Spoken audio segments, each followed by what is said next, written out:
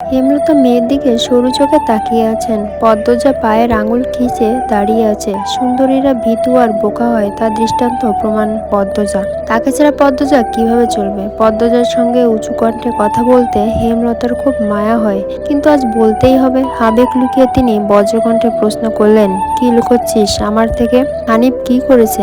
পদ্মজা ফোঁপাতে থাকে। হেমলতা সেকেন্ড কয়েক সময়ে নিয়ে নিজেকে সামলে নিলেন। কণ্ঠ নরম করে বললেন, হানিফ ধোঁকাবাজ।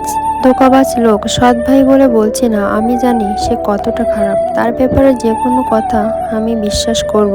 তুই আমাকে বল, কি লুকোচ্ছিস? কি করেছে হানিফ? মায়ের আদুরে কণ্ঠে পদ্মজা বাঁধ ভাঙা নদীর মতো হু হু করে কেঁদে উঠল। লুটিয়ে পড়ল মায়ের পায়ে। বাড়িটি মোড়ল বাড়ি নামে পরিচিতি। পদ্মজার দাদার নাম ছিল মিয়াফর মোড়ল।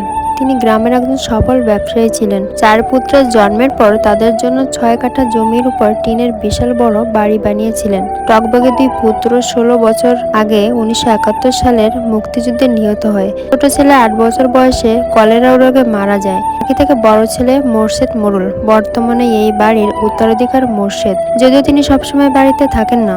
পাউন্ডুলের জীবন তার স্ত্রী সন্তানের অধীনেই এখন মোড়ল বাড়ি। তারাই বাড়িটি রক্ষণাবেক্ষণ করে। পুরো বাড়ির চারপাশ জুড়ে গাছগাছালি। বাড়ির পেছনে টলটলে জলের স্রোতস্বিনী। অন্ধকার গাঢ় হতেই পরিবেশ নিশীথ রাতে রূপ ধারণ করে।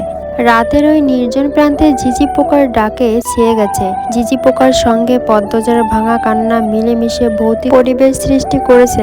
মনে হচ্ছে কোনো আত্মা তার ইহজীবনে না পাওয়া কোনো বস্তুর শোকে এমন মরা সুর ধরেছে। পদ্মজা উপন্যাসের বাকি অংশ শুনতে সবসময় আমার পেজে ফলো করে পাশে থাকুন। আজকে এ পর্যন্তই। Bye bye.